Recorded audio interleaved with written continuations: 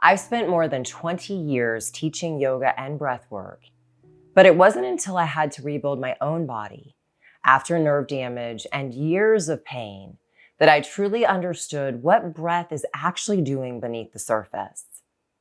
For most of my career, I believed recovery was primarily physical: movement, alignment, strength, and consistency. And those things matter. But when I lost nerve function and couldn't rely on movement alone, I learned something that changed absolutely everything. Breath isn't just a tool for calm. It's a training signal for your nervous system. It teaches your brain what's safe. It shapes your muscle tone. It determines whether movement is even possible. So today I want to walk you through the science behind how breathwork retrains the body after injury. Not as a technique list, but as a framework. When you experience injury, whether it's surgery, nerve damage, chronic pain, or trauma, the body doesn't just heal tissue. It reorganizes safety. Your nervous system's primary job is not movement, it's survival.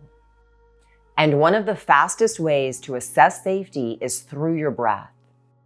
Every breath you take sends information through your vagus nerve, your main communication pathway between your brain and your internal organs.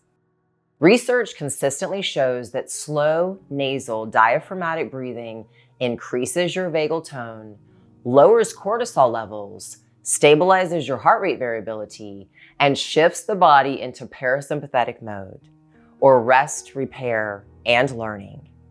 At the same time, your breath is monitored by chemoreceptors in your brainstem that track oxygen and carbon dioxide levels. When your breathing becomes shallow or fast, which often happens with pain, your CO2 levels drop, and that signals danger. When your breathing slows and your exhales lengthen, CO2 tolerance improves. That signals safety. So breath isn't just air movement. It's a biological feedback loop. Your nervous system is constantly asking, is it safe to soften? And breath is one of the loudest answers you give. Without safety, your brain restricts movement. With safety, learning becomes possible. Breath restores body awareness. After injury or prolonged pain, many people say, I can't feel that area, or I feel disconnected, or it doesn't belong to me. That's not imagination, it's neurology. Pain, immobilization, and fear reduce proprioceptive input, which is your brain's sense of position and movement. Over time, the brain's internal map of that area loses resolution. This is sometimes referred to as cortical smudging. Slow, conscious nasal breathing increases activity in the insular cortex, a key region for interoception, your internal sense of the body.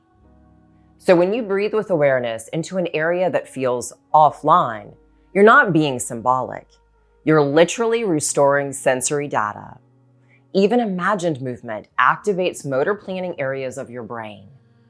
As neuroscientist Donald Hebb famously said, neurons that fire together, wire together. Your breath brings that signal back online. Breath reduces protective muscle guarding. When your nervous system perceives threat, it increases muscle tone automatically. This is called protective co-contraction, muscles bracing to prevent movement that might cause harm. In injury and chronic pain, this guarding can persist long after your tissues have healed.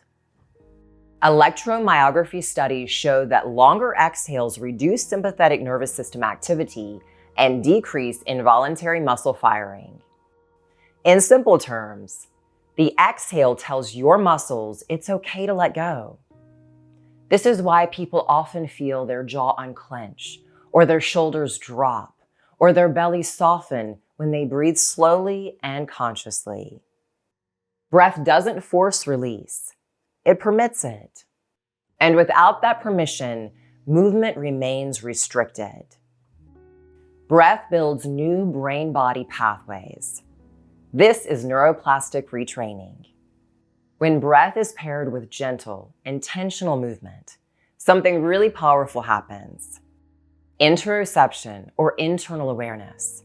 Proprioception, or external movement awareness. Functional MRI studies show that this pairing activates the motor cortex, the cerebellum, and associative regions involved in timing, coordination, and prediction. This is how your brain learns new movement strategies when your old pathways are damaged. This is exactly how I relearned how to move after losing nerve function. Each calm breath paired with a micro movement wasn't about strength. It was about reliability. Can the brain trust this movement? Does it stay safe? Can it be repeated? That's how new pathways form. Not through force, through consistency and clarity. Breathwork isn't a relaxation add-on. It's a neurological entry point. Through breath, you influence your muscle tone, your heart rate, pain perception, emotional regulation, and learning capacity.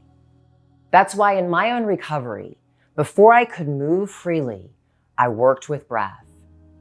It became the foundation of what I now call body mechanics, restoring communication between the brain and the body through awareness, through breath, and through intelligent movement.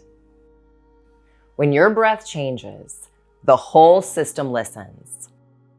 If you're recovering from injury or living with chronic pain, start with your breath. Not to fix yourself, but to teach your nervous system that it's safe to begin again. If you're looking for a place to start, I've linked my Pranayama for Healing playlist in the description box below. It's a collection of breathwork practices that you can explore at your own pace.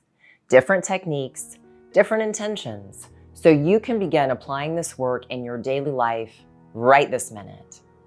And I'm currently developing a 6-week online program called Reclaim Your Body, where I guide you step by step through this process in a more structured way, combining breathwork, body mechanics, nervous system education, journaling, mindful movement, and so much more. The course is still in development, but if you'd like to be the first to know when it's ready, you can join my mailing list using the link in the description box. That's where I'll be sharing updates, early access, and free tools as this course comes together. And if you haven't yet watched What Yoga Taught Me About Healing Nerve Damage, that's where this story truly begins. If you'd like to check that video out, all you have to do is click on it because it's coming up next.